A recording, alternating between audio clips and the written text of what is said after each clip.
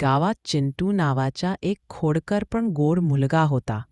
त्याचे पप्पा शेतमजुरी करून घर चालवत होते. एकदा शाळेत शिक्षकांनी विचारलं, चिंटू, उद्या तुझ्या पप्पांना घेऊन ये, पालक सभेला भेटायचं आहे. चिंटू थोडा शांत झाला, कारण त्याचे पप्पा नेहमी मातीने माखलेले जुनी कपडे घालून शेतात काम करत असतं. त्याला वाटलं, माझे मित्र हसतील का? दुसऱ्या दिवशी पप्पा खरंच शाळेत आले. त्यांच्या हाताला फोड, अंगावर धूळ, कपडे जुने, पण चेहऱ्यावर मोठं हास्य. शिक्षक म्हणाले, चिंटू खूप हुशार आहे, याचं श्रेय तुमच्या कष्टांना जातं. हे ऐकून चिंटूच्या डोळ्यात पाणी आला. त्याने पप्पांचा हात घट्ट धरला आणि मित्रांसमोर जोरात म्हणाला, हे माझे पप्पा आहेत, जगातील सगळ्यात मोठे हिरो. पप्पांच्या डोळ्यातही अश्रू आले आणि त्या दिवशी चिंटूला समजलं,